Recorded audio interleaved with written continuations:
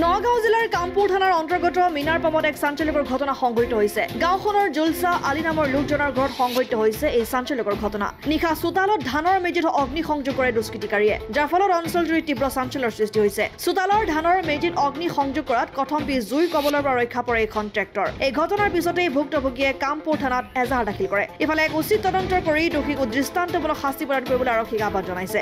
ৰাতি 9টা বজাত ইয়াত খেৰৰ মাজত জুই লগাই দিছিলে। চাইডত ডাঙৰ ট্ৰেক্টৰ এখন আছিলে।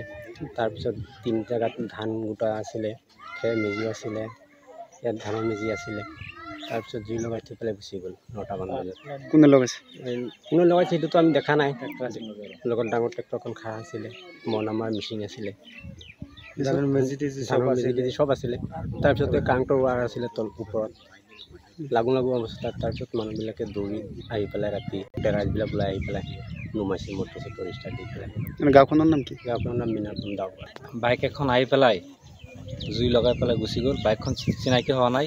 আমি হেৰি কৰি আছোঁ আৰু থানাত এখন এজাহাৰ দিলোঁ। চব জুই লাগি গ'ল। কাৰেণ্টৰ তাঁৰ চাৰ ওপৰত আছিলে, আকৌ ট্ৰেক্টৰ এখন আছিল। ট্ৰেক্টৰ ৰাইজে আহি পেলাই ঠেলি পেলাই অকণমান ছাইড কৰি দিলে।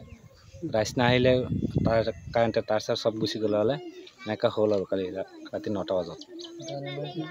ধান আছিলে চব ৰাইজ পেলাই আহি পেলাই জুইটো পানী চানী দি পেলাই জিমালে আৰু। গাঁওখনৰ নাম কি? দাওপৰা মিনাৰপাম থানা কামপুৰ।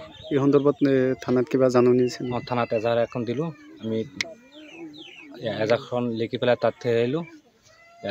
আমি তদন্ত কৰি পেলাই চাম, যদি হয় কিবা এটা আইনৰ ব্যৱস্থা ল'ম আৰু। কামপুৰৰ পৰা গুলজাৰ হুছেইনৰ ৰিপৰ্ট, অসম আদিত্য।